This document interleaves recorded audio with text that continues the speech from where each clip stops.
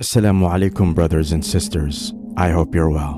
In the early hours of Saturday morning, Hamas, a group from the oppressed region, initiated Operation Al-Aqsa Flood against the other side, marking one of the most significant escalations. In return, the other side launched Operation Iron Swords against the whole Muslim country and has been engaged in a state of war ever since. President Benjamin Netanyahu has declared an open war against the territory and has warned its residents on social media platforms that it will continue without reservation and without respite until the goals are achieved. אזרחי ישראל, אנחנו במלחמה.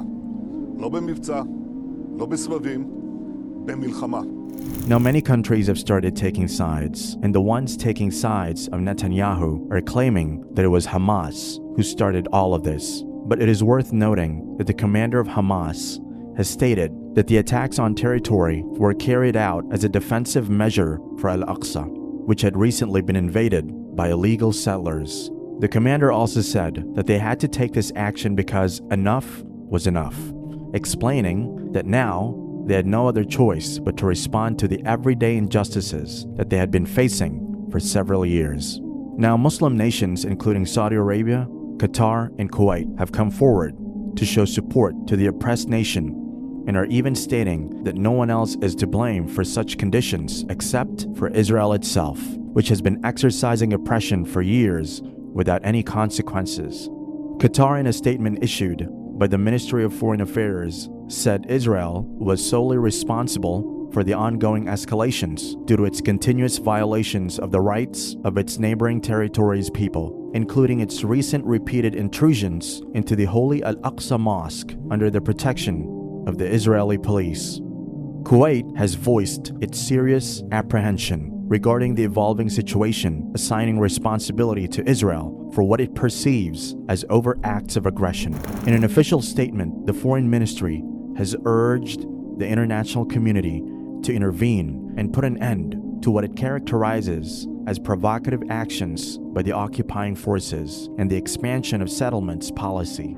Saudi Arabia also gave a statement, putting all the blame on Benjamin's oppressive policies. It said Saudi Arabia had issued repeated warnings of a possible escalation in light of the ongoing occupation and the deprivation of the oppressed people of their legitimate rights, as well as the repeated deliberate provocations against their sanctities. The international community was called upon by the Ministry of Saudi Arabia to uphold its duties and facilitate a credible peace process that paves the way for a two-state solution, ensuring security and peace in the region while safeguarding the well-being of civilians.